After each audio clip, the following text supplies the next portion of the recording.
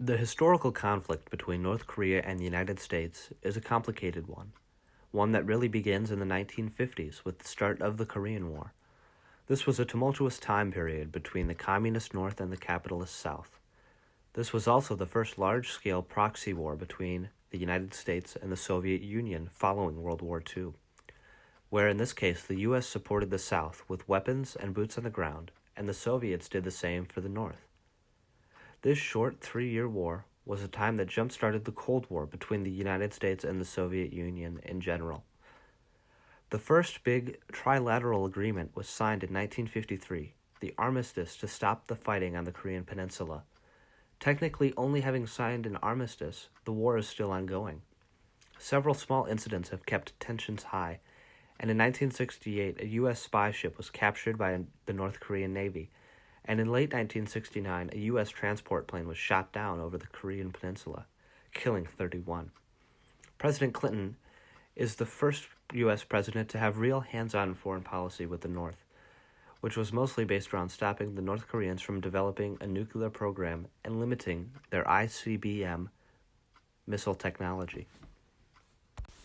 As we move into the Trump administration, a rise in tension occurs during the second week of April in 2017. During this time, the U.S. moves a supercarrier into the Sea of Japan headed for North Korean patrol. North Korea says that they are ready to declare war if the U.S. steps out of line.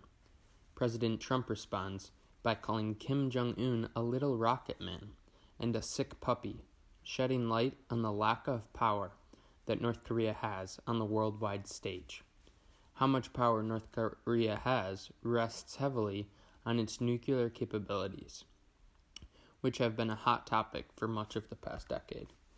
In 2017, we learned from a leaked intelligence report that North Korea had indeed developed nuclear warheads.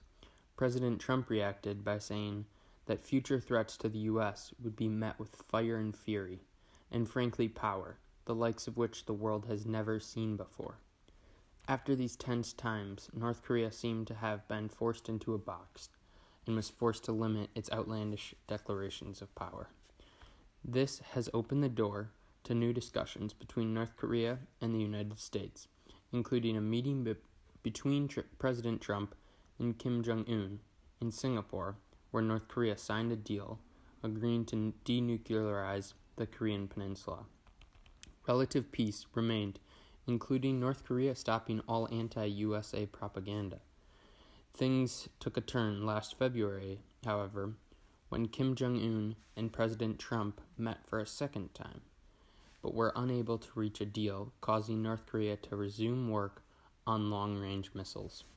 However, during June of 2019, a third meeting between the two leaders occurred at the demilitarized zone between North and South Korea, marking the first time a sitting U.S. president had entered North Korea. Coming out of the summit, both sides had a positive outlook and were mildly optimistic, but claimed inflexibility of the U.S. by the North Koreans has caused negotiations to cease for the time being.